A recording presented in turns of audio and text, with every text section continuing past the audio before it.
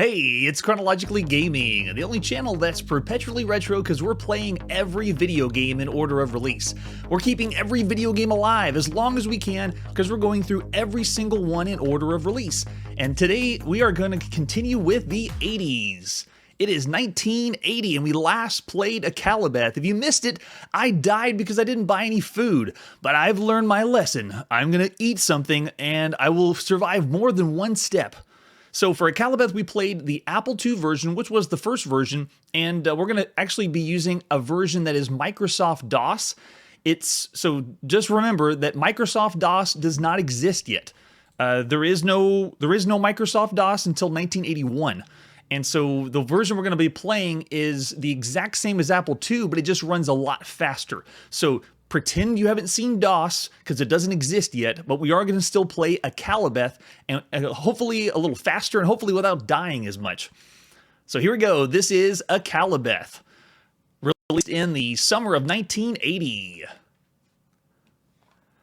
Yeah, we're going to play the original DOS port, which is the original DOS port was in the late 90s. 1998 is what I found out, and so this version is meant to be exactly like the Apple II, but we'll get faster speeds. We're able to move through this game lightning speed. Okay, so for lucky number, this is the seed of the game. In other words, what random seed are we going to play? So since it's 1980, let's do a 1981 and see what happens. And then for level of play, we're still doing level 1, because if I died last time within 2 seconds of gameplay, we're going to need more help than that. So every time you play, it always randomizes your stats, and this is unique to the video game world because when we last played other role-playing games, they either didn't have stats or it was just a straight-up top-down dungeon crawler.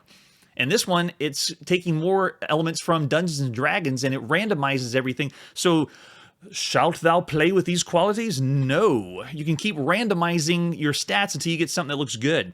We're going to go for a fighter because you only get 2 different classes. And so I want to say no until I get... Actually, that's pretty good. Strength-wise and stamina. Sure, we'll do this one.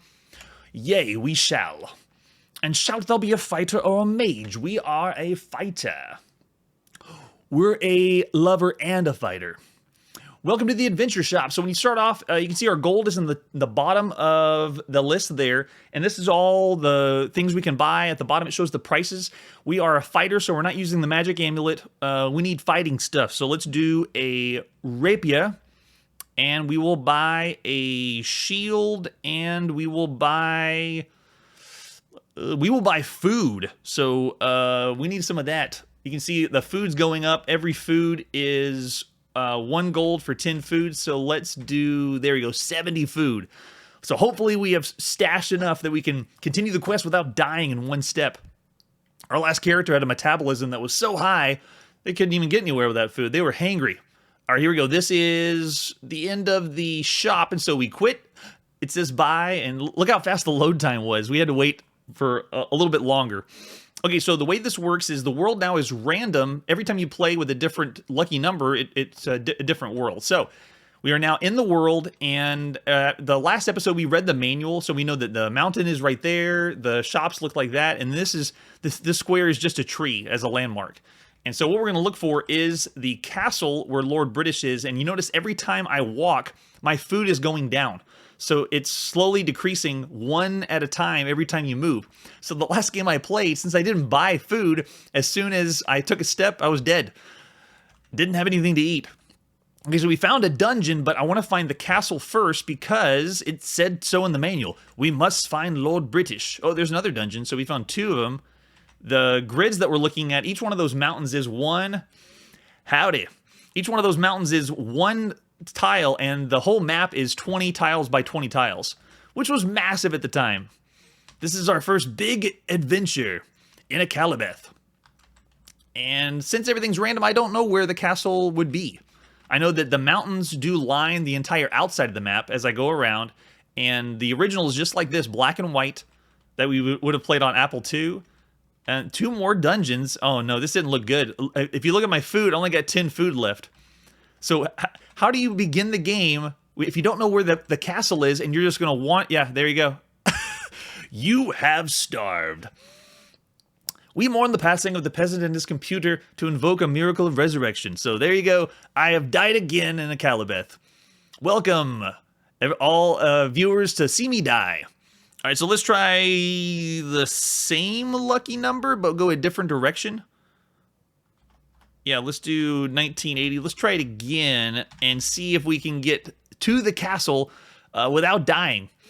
And the character's actually playing like me. I gotta eat all the time, so this is true role playing. All right, so we do not want to play with those. We want super dumb wisdom since we're a fighter. That's closer. No, we need dumber wisdom. That's terrible roll. Most of those are really low. We've gotten over 20 gold before on some of the dice rolls. There you go. That's great strength, but no money. We need money to buy food. More than that. Come on. Oh man, that one's even more yeah, so bad. So most of these dice rolls we're getting are not the best, and you can see it's true random. All right, so lots of money that one. I want a lot of strength though. Okay, that's a good one. Yea, we shall, and yes, we shall be fighter, and we want rapier, and we want shield, and I'm not gonna buy anything else except food. So, food, yes. And we are out of here. Okay, here we go. There's our super fast load time, and we are back. We're going to go north this time. And the way the controls were for the original Apple II, you actually used enter for north and the / for south. And then the arrow keys for east and west. Incredible. So, I am at the north, but I'm still not seeing Lord British's castle. Where is it? This isn't looking good. We're going to start starving again. If you've been following the channel, we have upgraded from a square pixel to a cross. Oh, we found it. Yes. Okay, so here's the castle. Welcome, peasant, into the halls of the mighty Lord British. Herein thou may choose to dare battle with the evil creatures of the depths for great reward. What is thy name, peasant? Oh, Jeff is here, so, our name is Jeff. Dost thou wish for grand adventure? What happens if we say no? Yeah, I said no. Then leave and be gone. Does that mean the quest is over? Because we're supposed to say, yes, we want grand adventure, and then it gives us a quest to go find the dungeon and kill a certain beast or find a certain object, and when you do that, then you've completed the game. And it's always random, so you always get a different quest. And it's kind of interesting playing a role-playing game that there's only one objective. There's only one thing you need to do to finish the game. So since we said no, we don't want adventure, we don't get we don't get any quests, and we have starved again. Yes, we invoke a miracle of resurrection. We're really good at dying in Akalabeth, that's for sure. All right, let's do it again. 1980 is our lucky number, and we want level of play. That's actually pretty good. Strength isn't as high, but yes, we will play with those qualities. We are going to be a fighter, and we want a rapier. We want a shield, and let's actually use it this time. So here we go, buying some food, stocking up on that, and let's buy all the food. Yeah, let's get 80, and then we quit. All right, so it's loading up again. We're getting faster load times because we're playing a DOS version. So just remember, DOS doesn't exist. Pretend it's Apple II, and that's what we're playing on. Oh, there's a couple. I don't remember seeing those dungeons before. So this should be the same seed we'd played, but this actually looks different. I went to the same direction, and it's not the same one. Oh no, I hope we don't starve again. Please let us get to the castle. I think it's because the map is the same, but it started us in another location of the map. So you can see I'm wandering around looking for... Okay, so let's see what happens when we go in the dungeon. I starved right before I got to the dungeon. Oh, yes. That's what we should do. Let's not buy any weapons. I died again. Let's just buy all food. All right, so doing it again, it looks like it still randomizes your first start location. So I thought it'd be fine, same randomization, but apparently your location is still random, so I did not know where the castle was.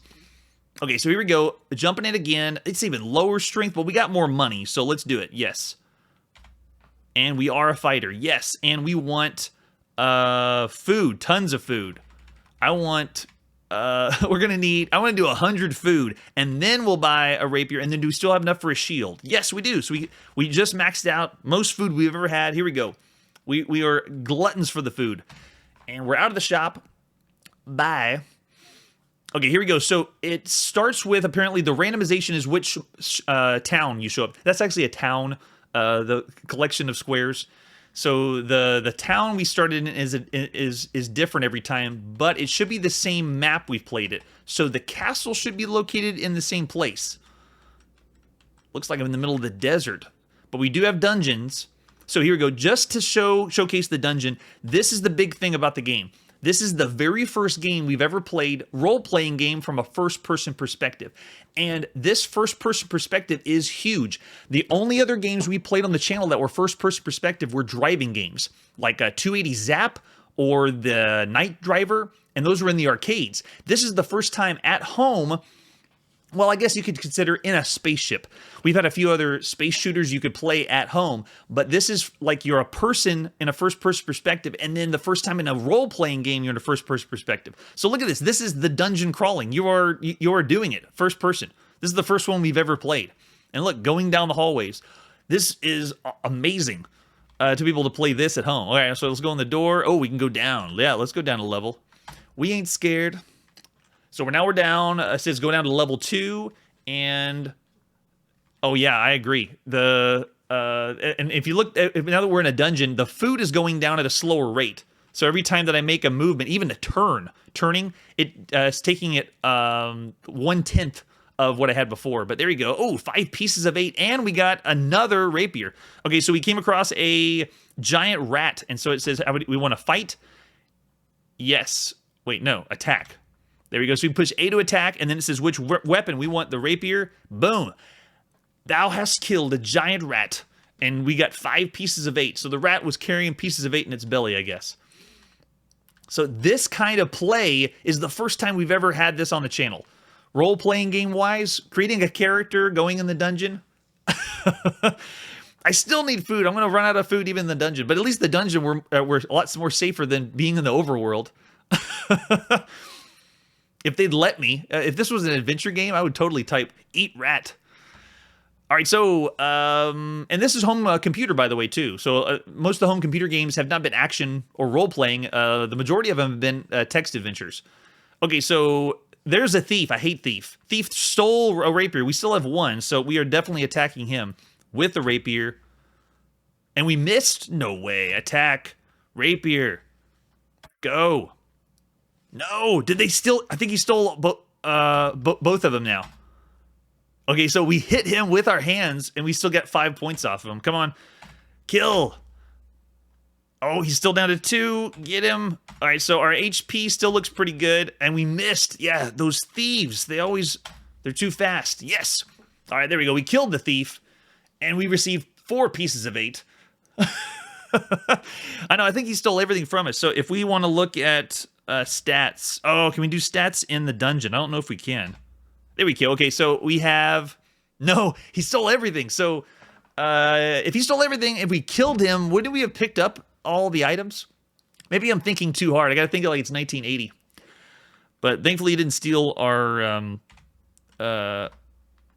he didn't steal our hands. Okay, so moving on. Going to the end of the hallway, through the door. And this is another one of those times that you would need to draw a map to see where you're going to the next room. See, we're already turned around there, and there you go. You can move up a level. I want to see if we can go down even lower.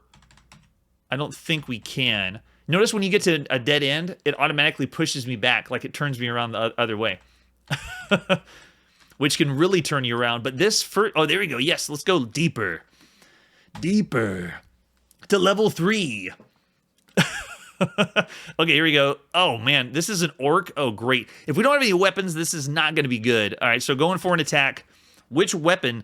Hands? There we go. Yeah, and we miss with our hands. Orc hit us, so our HP is down to... Let me switch this to another side because... There we go. Okay, so attack again. We are not leaving. We got HP 12. Hands, go. So orc's down to 11 HP. We have 8, so this is not going to be good. I hope he doesn't steal the food, but yeah, we're dead. HP's down to 2. Attack with the hands. We got the orc down to 5 hit points, but oh yeah, orc has killed us. So we mourn the passing of the peasant and his computer to invoke a miracle of resurrection. So there you go. That is Akalabeth, World of Doom. Now, with this role-playing game, this was excellent for the time because every time you play, you want to get better, gain levels, similar to Dungeons & Dragons. It still has simple elements, but they work really well and still is playable, like for us to play nowadays. This version's a little bit faster than Apple II, but still Apple II would be playable. Incredible. All right, so that was Akalabeth, and this one, of course, we're using a little cheat there. It's the DOS version, so we are not going to be rating that one. I just brought it along just in case we needed it to speed up the game. That's true. I could have run away, but it was too late. Okay, so for Akalabeth, for the time and what we've seen with everything else, I'm willing to go 5 stars because of how far it pushes role-playing and what you could play on the home computer. So I know Ultima is coming up, and Ultima is definitely going to be a 5-star for this. So let's go with everything else you could have played at home and how easily it works for 1980. We're going to go with 5 stars. So, and this one isn't the biggest one, but from everything we've played up to this point and what you could play at home on a computer, 5 stars, Akalabeth. Okay, so moving on to our next game. From an epic role-playing game, back to our Atari 2600, this is Fishing Derby.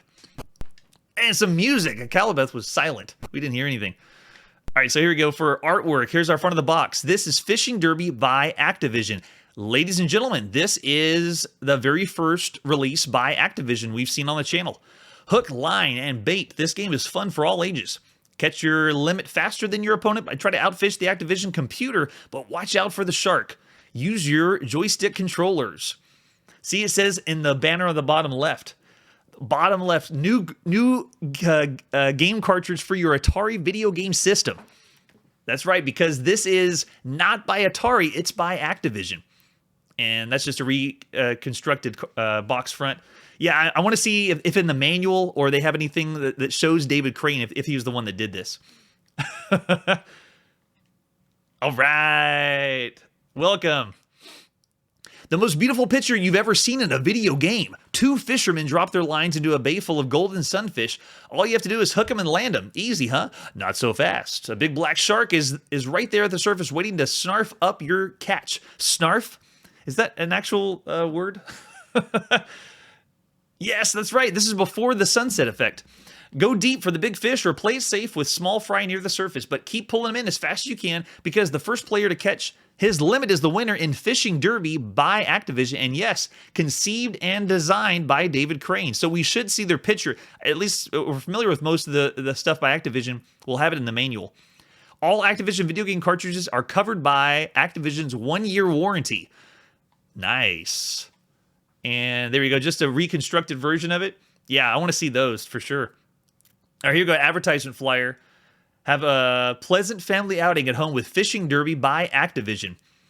Available at Uncle Toot's Video Center.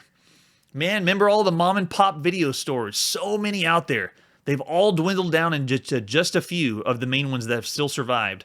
But there were so many out there all across the world. Think of all the places that were selling video games that don't exist anymore.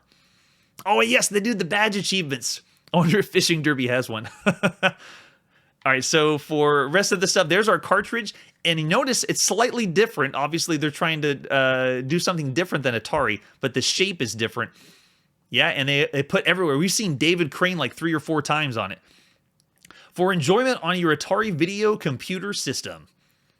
And you have 2 games on there. Play against the Activision computer or 2-player Fishing Derby. 2 games seems so slim compared to the rest of the stuff we've seen. And there's our screenshot. Oh, yeah. Fishing it up. All right, let's take a look at the manual. Here it is. Fishing Derby instructions.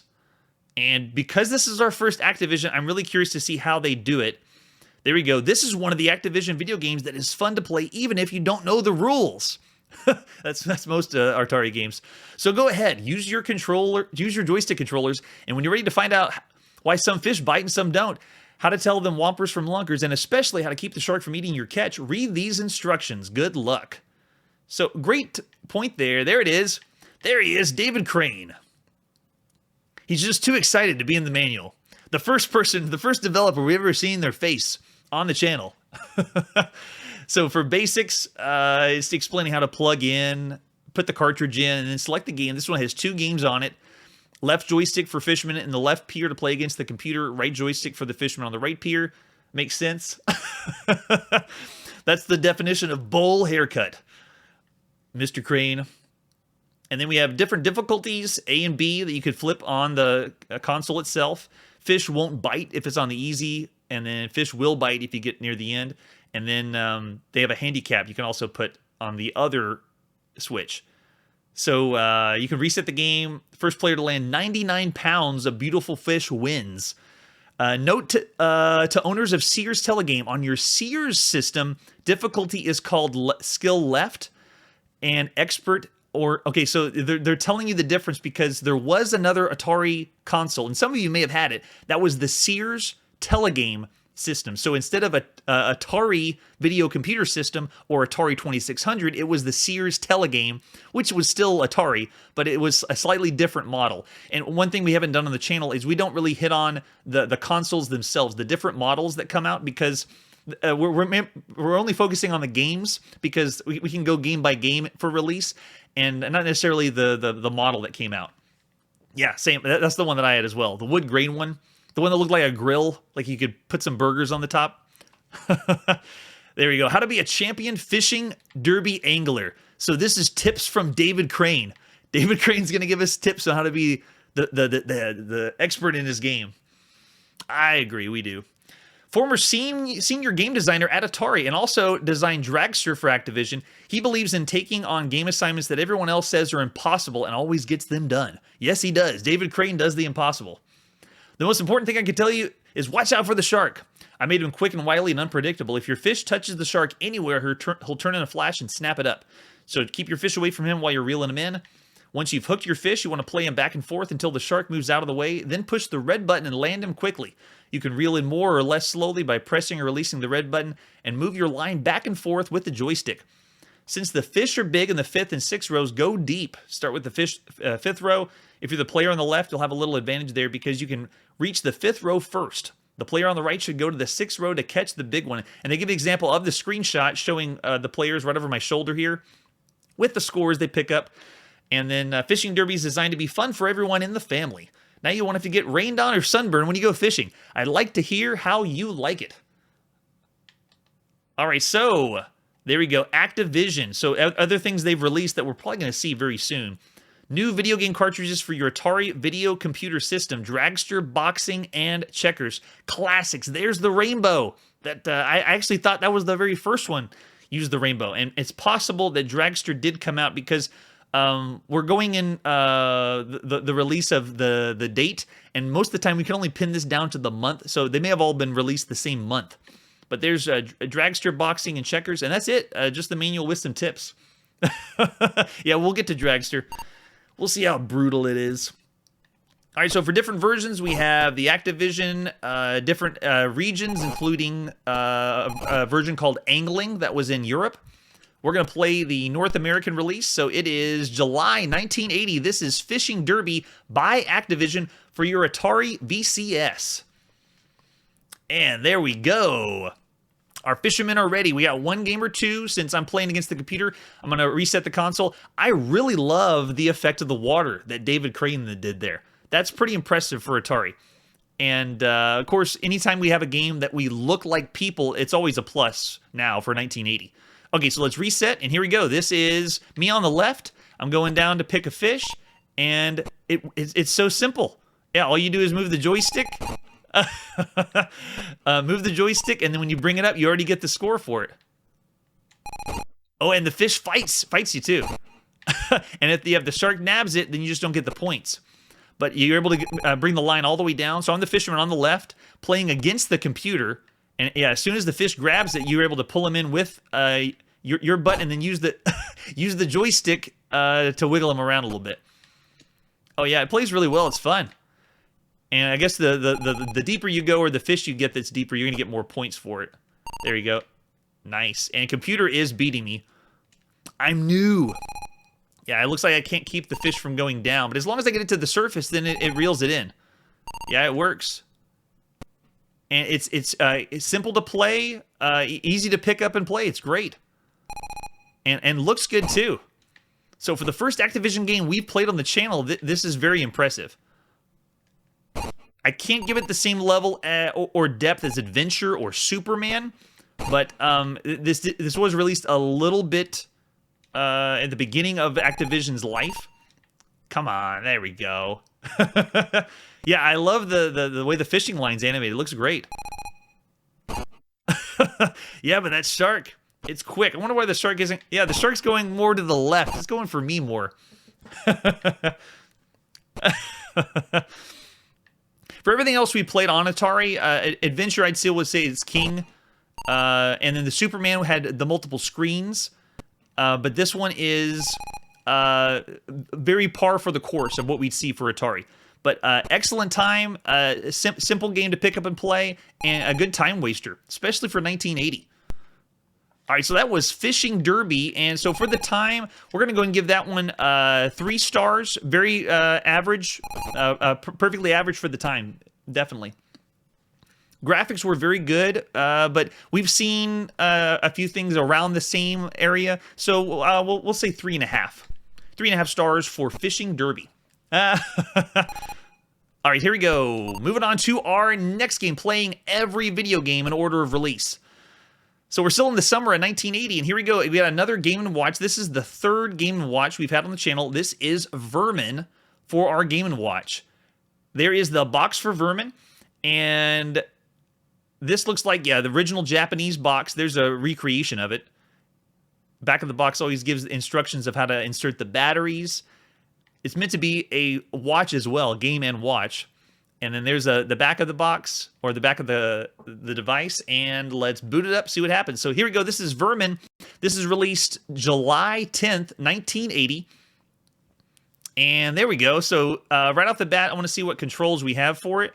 Looks like for this one, it is left and right and start. Awesome. Okay, so very simple idea. We go ahead and start the game. Looks like we have...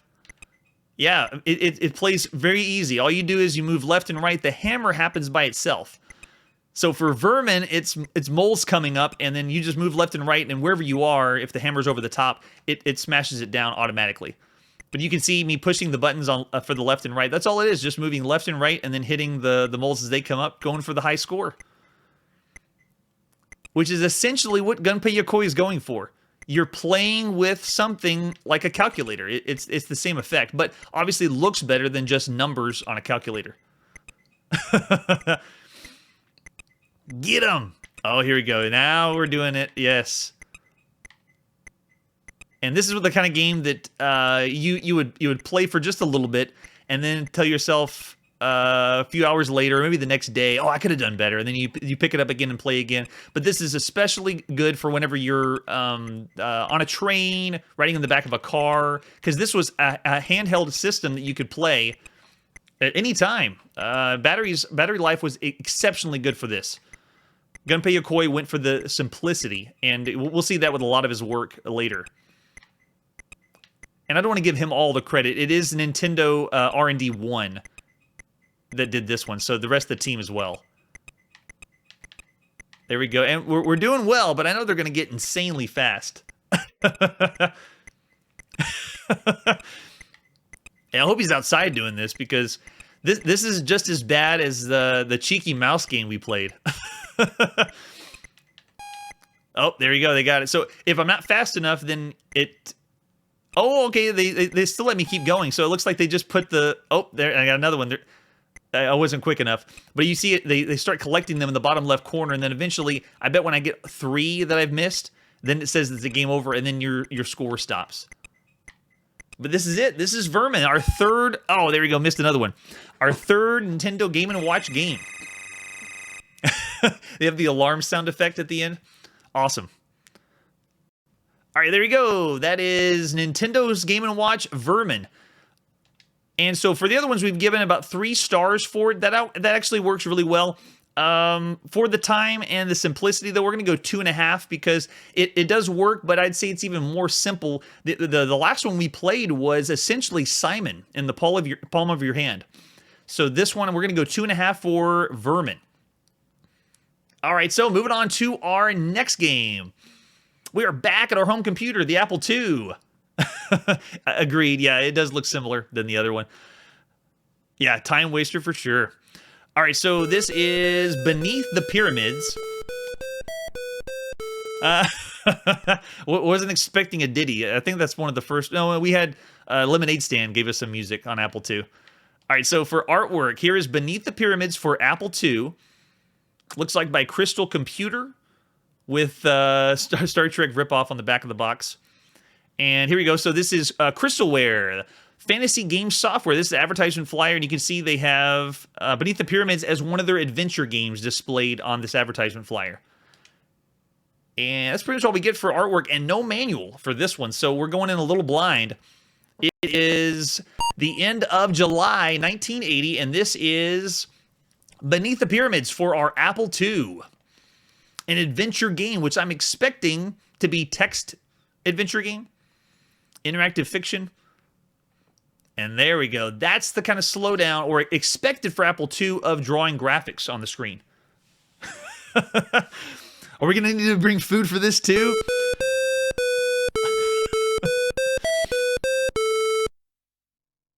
Crystal Software, Beneath the Pyramids by John and Patty Bell. Never heard of this game. So this would be my first time checking out Beneath the Pyramids. How it runs or what the game is. So it looks like for movement, we have quick movement, single direction. You hold down 1, 2, 3, and 4. And return. At the same time, this will enable you to move quite rapidly. Thanks to Barbara for this discovery. And so it looks like we move using the numbers, which is a different number than we've seen. Usually they've used the number pad, 2, 4, 6, and 8. But 1, 2, 3, and 4, that's very different. It's only using numbers for everything. Fires and arrows, 5. 6 uses something that you carry. 7 to drop baggage. 8 tells you what you're carrying. 9 fires rifle. So, write it down. There you go. It's all number keys. You can always see how you're doing by looking at the bottom of the screen. Energy is strength you can go on. Health is for injuries. Arrows, how many you have left to fire. Your defense, you have weight. You have wealth. Uh-oh, we do have food. They're giving us all these stats, and now I'm expecting... Did we pack food? At the bazaar, you'll be able to purchase a few things to help you survive on your adventure. Oh, that's right. Yes. Some of these games, we do need a cheat sheet. A lot of the home computer games, especially when Infocom shows up, they're going to pack in the box cloth maps and dials, coins, ankhs or amulets that you can use. They call them feelies. And so having all these things helps you get in the game and also helps you play the game. So without those, we're a little in the dark. Okay, so here we go. Items for sale. Looks like showing us price. Where is our current amount of gold we have? It didn't tell us. Let's just try to buy a rifle and see. Okay, so it looks like for barter, we want to push 1, and there we go. So it's telling us right now our weight is 0, so this game is calculating our weight of things we carry. Capacity is 100, and then what item we want to barter for? Can we barter a rifle? You have 500 Egyptian pounds of weight, and my offer is... okay, so our currency is Egyptian pounds. I hope not. We don't want that. All right, so rifle. We want to offer, the price is 203. Give me 100 for it.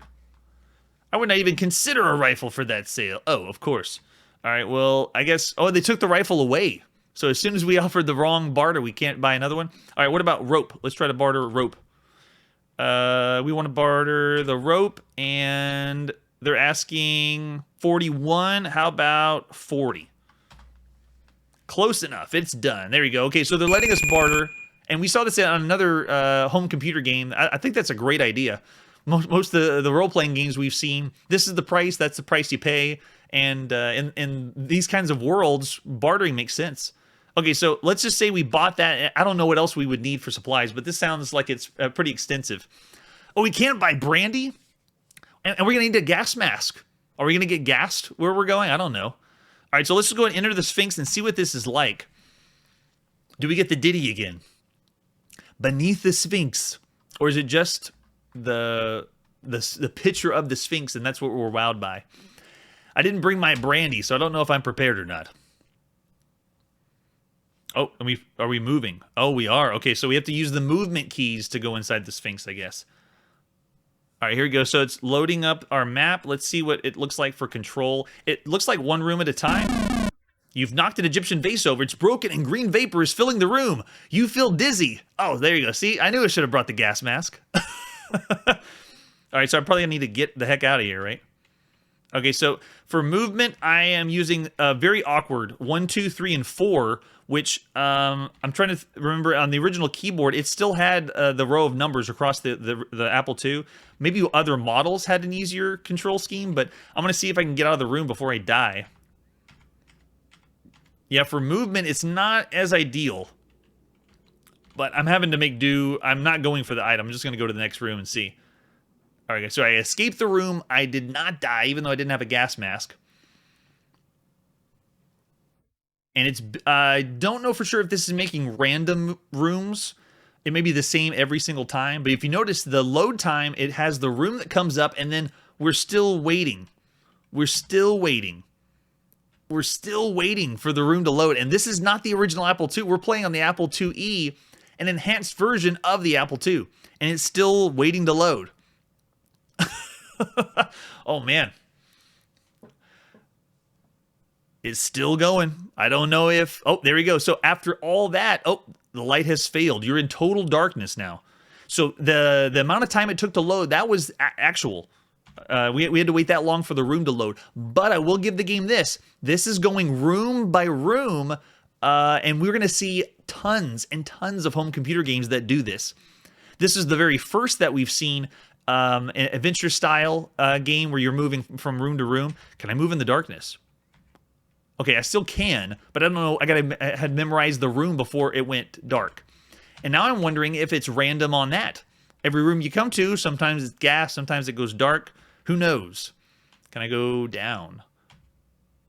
Oh, I cannot. Okay, so that must still be the wall. Keep moving. Keep moving. No, other way. There you go. Keep going. So since it's dark, if we had purchased the lantern, then we would have been okay in the darkness. Yes. For Wolfenstein, the character was a lot bigger, but this is around the same time. 1980, we'll be seeing that by Muse.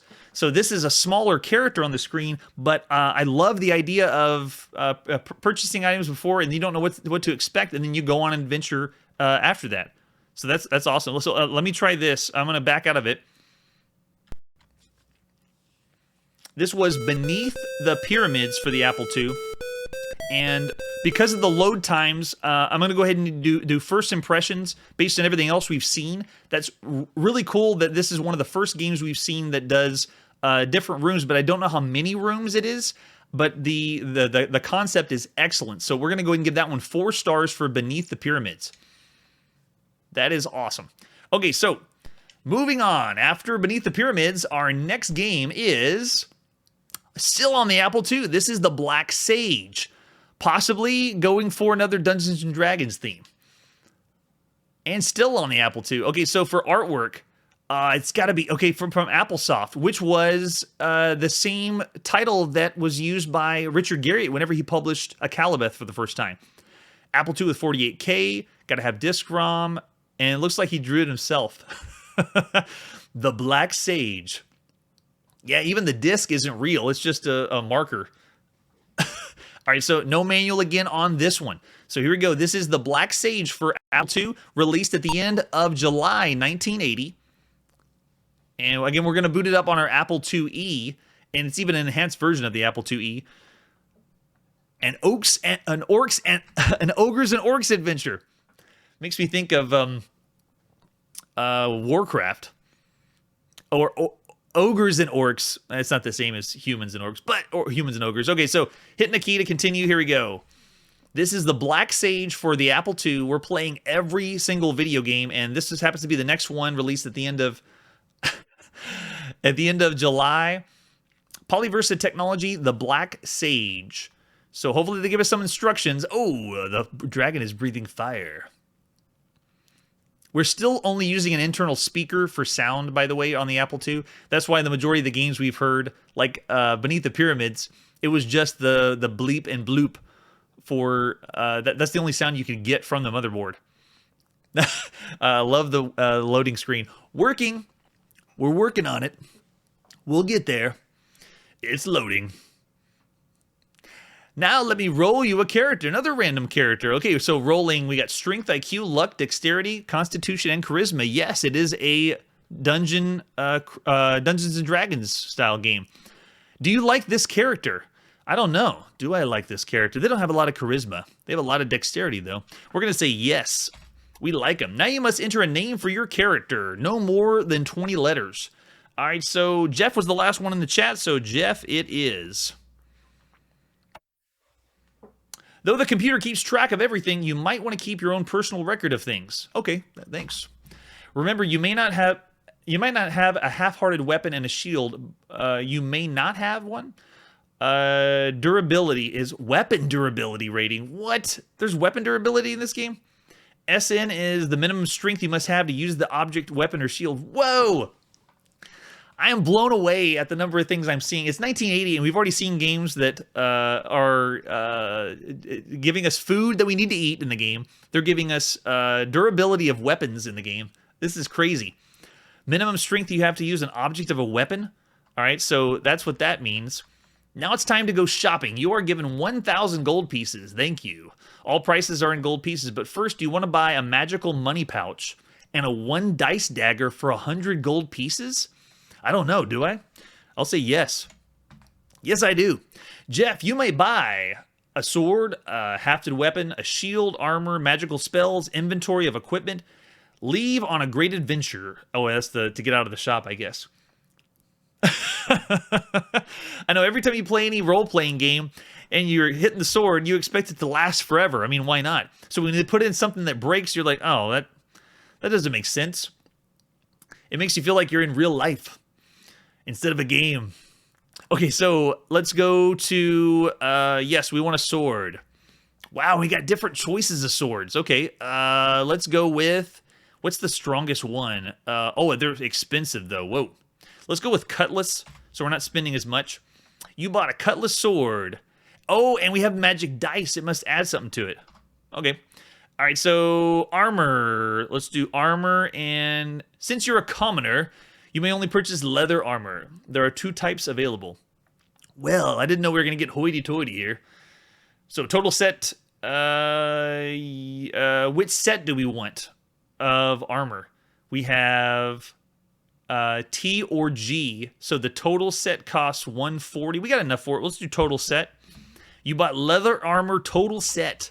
And then let's say, I still think we're going to need food after what we just experienced in Akalabeth. So is there anything else? There's magical spells, though. That's awesome. What do we have for magical spells? For sale, we have What a Blast, Wherefore Out There, Wherefore Out the Art Thou, Seal Shut, Detect Magic. A description of spells are in the Ogres and Orcs rulebook. Oh, great. Good thing we brought the Ogres and Orcs rulebook. Which one do we want? Let's do What a Blast. You bought a What a Blast. We gotta have that. Okay, so inventory. Do we have anything else we can get? Jeff, you have 1 dice dagger, magic money pouch, cutlass sword, total set leather armor. What a blast. What a blast. That's all except for your gold. Okay, so I don't see food, and if they're gonna do durability of weapons, I really feel like they're gonna make me have to eat and do mechanics like that. So let's try it. We're leaving. Let's go on the adventure. You're equipped with the best you can be considered limitation of money and... Are you equipping the best you can considering the limitations of money and strength? Yes. I guess we are. Do you want to go on an adventure? Yes. Well, here we go. Now you have found your way to the Black Sage's castle. You will shortly go inside. Notice that they're not using Old English, like in Akalabeth and in Dungeon and a few of the other role-playing games. This one is speaking to us without Old English. Yes, right? I don't understand that. There are many ways to get out of the castle, the front door not being one of them. Beware one of many doors. They will lead into a room, but not out. Oh, great. So that means maze. All right, here we go. There's our loading screen. Working. We're working on it.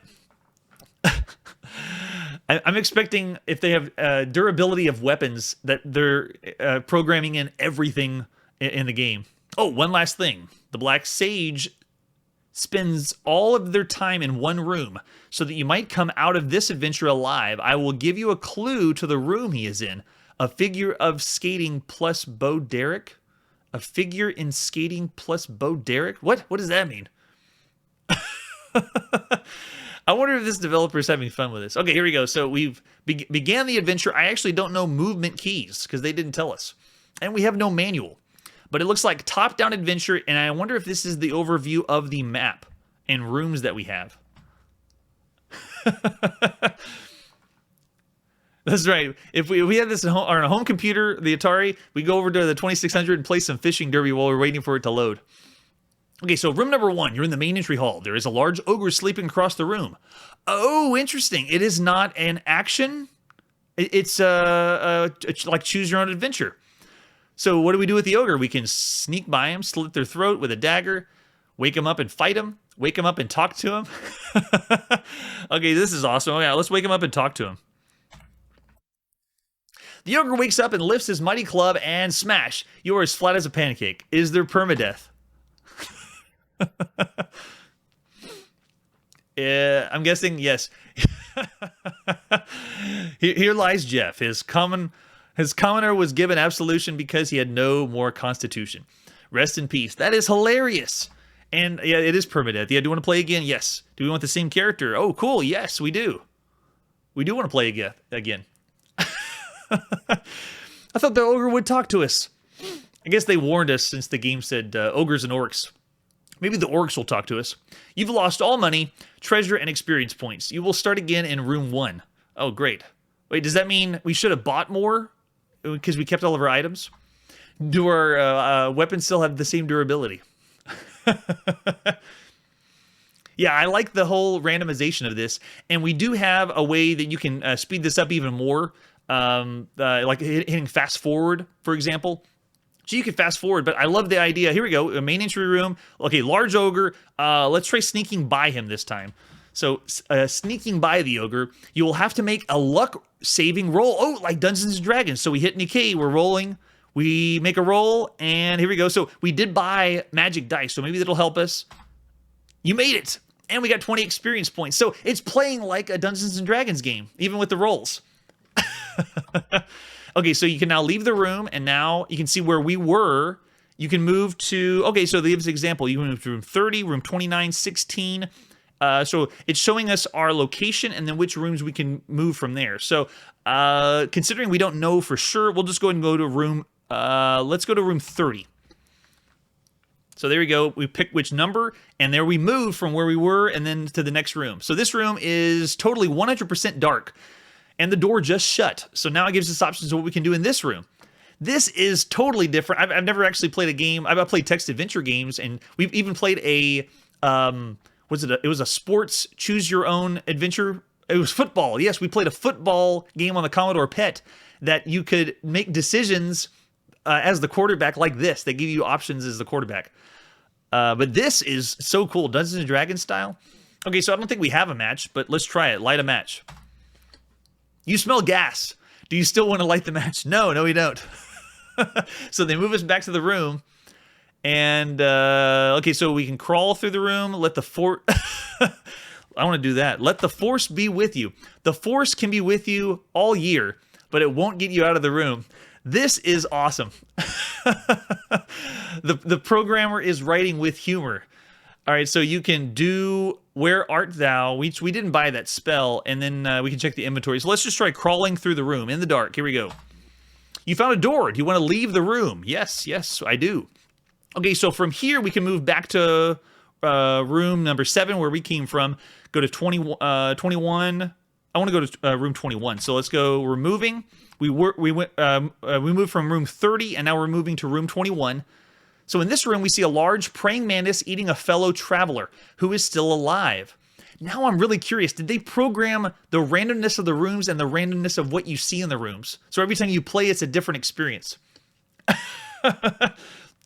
I've never experienced this kind of ingenuity as far as the it's still a choose your own adventure, but they're doing it very well. Okay, so someone's eating a fellow traveler who's still alive. Okay, we can fight the menace, yell sacrilege, wait for raid pest control. Oh man, was this really 1980? I guess raid still existed then as a pest control. Cast a What a Blast. Oh, let's do that. We bought a What a Blast, so let's do it. Cast What a Blast. You casted the spell and it worked. You get 35 experience points for killing the menace, and since you're able to save the traveler, he gives you 1,000 silver pieces to add to your treasure. Cool. Okay, so we're finished in that room, and then we move to a new one. So let's move to room 6. So moving to room 6. We left 21, moving to room 6. What a blast. I can't believe the blast worked. And so you see right now the computer is loading because it's thinking of, or I'm guessing randomizing what the room is going to display for. So there we go. We moved to the room. Now we're in room number 6. There are 4 jars on a table, each one filled with a powder. Ooh, and we pick a jar to take. Is it iocane powder? Let's do room, let's do jar number 2. Jar 2. You selected jar 2. Would you rather have another jar? Oh, and they're giving us another. Do we really want to pick? Yes. Okay, I want to pick another jar. Yes. So then it goes back to room 6. We second guessed it. No, I don't want jar number 2. I want jar number 4. Invalid. Oh no, sorry. Got to pick jar 4. You selected jar 4. Nope. I don't want another jar. I want jar 4. Do you want to keep the jar of powder? Yes. Oh, okay. So we picked a jar of powder, but we can choose to use it later or for something else. Okay, so let's move to room 27 next. So it's keeping track of the room numbers, and then as you can see, whenever it moves, it now displays a new room. So we're in room 27. There's a diamond encased in glass standing on a pedestal. Do we go for the diamond, say abracadabra, do a wherefore art thou, we didn't buy that spell, look for booby traps or inventory? Let's do the look for booby traps. Make a luck saving roll. So here we go. We now do a dice roll to how lucky we are. Oh no, we didn't make it. So the room seals shut, fills with poisonous gas. If you have anything you want to do in the last 10 seconds of your life, then do them. So it looks like because we had a bad roll, we possibly are going to die. Yeah, there we go. Here lies Jeff. His commoner was given absolution because he had no more constitution. Hilarious. Oh my gosh. Okay, I never knew this game existed. This is one of the games why I'm glad I created the channel and wanted to do every Game in Order release. This one this is incredible for the time, so I'm going to do 5 stars. Black Sage, can't believe I could see this like coming out now and having fun with it. So the fact that this came out in 1980, and I wonder how many people copied this example. I can only think of a few off the top of my head, but for 1980, this is awesome. All right, so that was Black Sage. So moving on to our next game. This is Computer Air Combat, still on the Apple II. Released at the end of July 1980. Let's take a look at the artwork. Here is the front of the box. Oh, and this is our first release by Strategic Simulations Incorporated. Big publisher. The biggest simulation company, and we're going to see a lot of releases by them. So, is that all we get? Yeah, that's... Oh, no, we got a disc. I want to see that. Computer. There we go. Yes. From SSI. You never thought your computer could be this exciting. All right, keep that in your mind before we boot up Computer Air Combat. All right, so for different versions, looks like... okay, just different versions of that. All right, let's see what happens. It is July 31st, 1980. And okay, that one did not load, so we'll load up this one instead. Does it load? Oh, it does not, but no problem. We can try a different way. No problem. Hold on. Hold on to your butts. There we go. Does it load? Can't guarantee every computer game will load because obviously the complexity of it And the software, not every software works correctly, but there you go. Strategic Simulations Incorporated presents a game designed by Charles Merrill and Jack T. Avery. This is our very first SSI release. Computer Air Combat. I have no idea how well this one is going to play, but this we have seen a flight simulator already. If they're going to go for flight simulation, I want to see what this is like. Computer Air Combat. Do you want to play a new game or an old game? We want a new game. You may choose one of the following scenarios. We want an air race, B-1 flying bomb intercept, night flyer bomb intercept, bomber formation intercept, or a dogfight. Let's go straight up dogfight. Now, we did not get a manual for this game. I should have pointed that out ahead of time. This looks like one of those games that will need a manual. What kind of starting conditions do you want? Let's just do random starting conditions. Do you want to play as a human or computer opponent as player 2? Player 2, let's make him computer. They can blow us out of the sky. How many planes for player 1? How many planes? Okay, let's do 4. Enter data for aircraft 1. Nationality, let's do USA. Enter, oh, I see, okay, US. And then, what kind of plane? Oh, cool, let's do an F4F Wildcat. Enter pilot quality. We are inexperienced for sure. Is the aircraft loaded? Oh, yeah. We are locked and loaded. Enter data for aircraft 2. Same nationality and type? Yes. And inexperienced. Now, I'm doing different people. I thought they were going to be lives for the number of planes, but this is going through all the stats for each aircraft, because I said 4 aircraft. And I want them to... Everyone's going to be inexperienced. We're all inexperienced, but we're all loaded. And same nationality, yes, for the last one. And yes, we're all inexperienced. And we're all loaded. How many planes for player 2? Since it's the computer, they only get 1. Nationality, did they say Great Britain was 1? Yes, okay, and we'll give them a... Oh, nice, the plane choices are different because of the nationality. Let's give them the Wellington. And they are going to be inexperienced. There's no way I'm going to play a computer that's experienced. Is the aircraft loaded? Let's say no. The computer is not loaded. One moment, please. This is also, I should say, the beginning of loading. Everything else we played on the home console world was on ROM cartridges. So you put it in, you push the button, it's there. It comes up. But everything we played on the home computer space, it starts the loading, which we're going to see until the end of time, I've been told. How fast this loads, I'm not sure. We are getting... taking quite a bit of time on this one, so I want to see what happens. That's true. They didn't tell us what they were loading in the plane.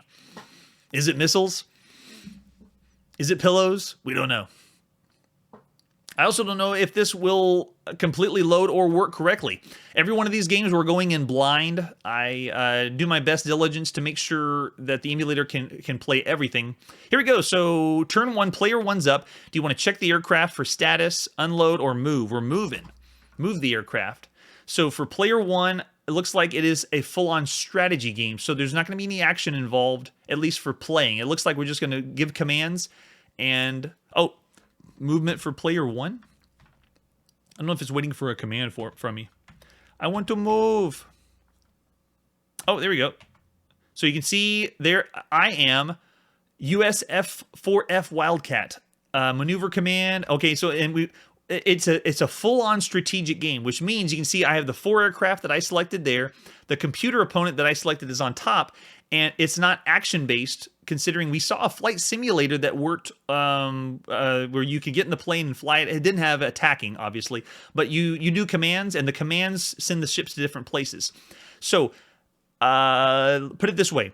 This is one of the games that Sid Meier's saw and told himself, I can program this better. And that's one of the reasons Sid Meier began doing programming for flight simulator and strategic games. He wanted to, he knew he could do something like this better. So no bash to the developers, because this is fantastic. But the way that this is played, let me see if I can get out of there. the way that this is played, considering everything else that could be available, is still monumental, but just not as good as anything else we could have seen from the home computer space, because you would have had to think of it more like a board game or a strategic board game or war game to play this one. So for the time, we're going to go and give that one slightly below average, so 2.5 stars for computer air combat. I still can see this as a game you would play on your home computer and be invested and enjoy it. They're going for realism. They're going for the board game feel of a strategic game. So we're still in the average range of what you would see at the time. 2.5 stars, just not like the higher end of that average. Yeah, oh yeah, okay. I totally get you. All right, so we are going to complete tonight with computer air combat. And so for everyone that's watching, we're having a blast just playing every single video game. We not sure all the games that are going to come up next, but we will see you guys next time and have some fun playing every single game. Hey everybody, thanks for checking out the channel and joining me on my quest to play every single video game in order of release. We'll be streaming live every weekday at 9 p.m. Central, so join us and let us know if we miss any games along the way. This video would not be possible without RetroArch and Launchbox. Please tell your friends there's some crazy guy out there trying to play every single video game. You can always check out Chronologically Gaming on YouTube, Twitter, Instagram. Chronologically Gaming is the name to look for. We will catch you next time.